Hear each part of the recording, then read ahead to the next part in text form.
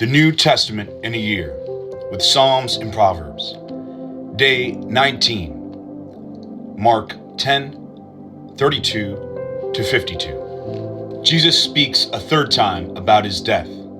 Jesus and his disciples were now on the road going up to Jerusalem. Jesus was going ahead of the disciples, who were filled with alarm.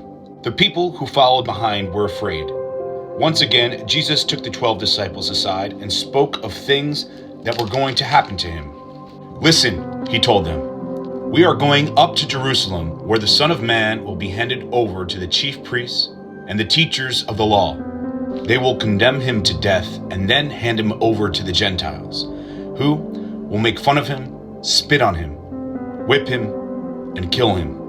But 3 days later he will rise to life." The request of James and John. Then James and John, the sons of Zebedee, came to Jesus. "Teacher," they said, "there is something we want you to do for us." "What is it?" Jesus asked them. They answered, "When you sit on your throne in your glorious kingdom, we want you to let us sit with you, one at your right and one at your left." Jesus said to them, "You don't know what you are asking for. Can you drink the cup of suffering that I must drink? Can you be baptized in the way I must be baptized?" "We can," they answered. Jesus said to them, "You will indeed drink the cup I must drink and be baptized in the way I must be baptized. But I do not have the right to choose who will sit at my right and my left. It is God who will give these places to those for whom he has prepared them." When the other 10 disciples heard about this, they became angry with James and John. So Jesus called them all together to him and said, "You know that those who are considered rulers of the heathen have power over them, and the leaders have complete authority. This, however, is not the way it is among you. If one of you wants to be great, you must be the servant of the rest. And if one of you wants to be first, you must be the slave of all. For even the Son of Man did not come to be served. He came to serve, and to give his life to redeem many people." Jesus heals blind Bartimaeus. They came to Jericho, and as Jesus was leaving with his disciples and a large crowd, a blind beggar named Bartimaeus, son of Timaeus, was sitting by the road. When he heard that it was Jesus of Nazareth, he began to shout, "Jesus, Son of David, have mercy on me." Many of the people scolded him and told him to be quiet, but he shouted even more loudly, "Son of David, have mercy on me." Jesus stopped and said, "Call him." So they called the blind man. "Cheer up," they said. "Get up, he is calling you." So he threw off his cloak, jumped up, and came to Jesus. "What do you want me to do for you?" Jesus asked him. "Teacher," the blind man answered, "I want to see again." "Go," Jesus told him. "Your faith has made you well." At once he was able to see and followed Jesus on the road. Proverbs 19. It is better to be poor but honest than to be a lying fool. Enthusiasm without knowledge is not good. Impatience will get you into trouble.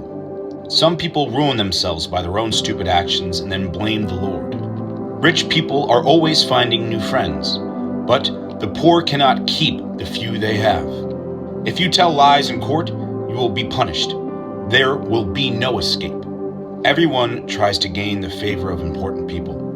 Everyone claims the friendships of those who give out favors. Even the relatives of a poor person have no use for him. No wonder he has no friends. No matter how hard he tries, he cannot win any. Do yourself a favor and learn all you can. Then remember what you learn and you will prosper. No one who tells lies in court can escape punishment. He is doomed. Fools should not live in luxury, and slaves should not rule over noblemen. If you are sensible, you will control your temper. When someone wrongs you, it is a great virtue to ignore it. The king's anger is like a roar of a lion, but his favor is like a welcome rain. Stupid children can bring their parents to ruin. A nagging wife is like water going drip, drip, drip. A man can inherit a house and money from his parents, but only the Lord can give him a sensible wife. Go ahead and be lazy. Sleep on, but you will go hungry. Keep God's laws and you will live longer. If you ignore them, you will die. When you give to the poor, it is like lending to the Lord, and the Lord will pay you back. Discipline your children while they are young enough to learn. If you don't, you are helping them destroy themselves. If someone has a hot temper, let him take the consequences. If you get him out of trouble once, you will have to do it again. If you listen to advice and are willing to learn, one day you will be wise. People may plan all kinds of things, but the Lord's will is going to be done. It is a disgrace to be greedy. Poor people are better off than liars.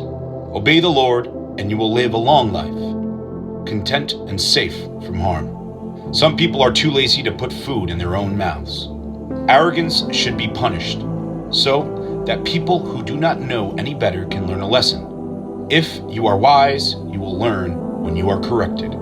Only a shameful, disgraceful person would mistreat his father or turn his mother away from his home. My child, when you stop learning, you will soon neglect what you already know. There is no justice where a witness is determined to hurt someone. Wicked people love the taste of evil. A conceited fool is sure to get a beating. Amen.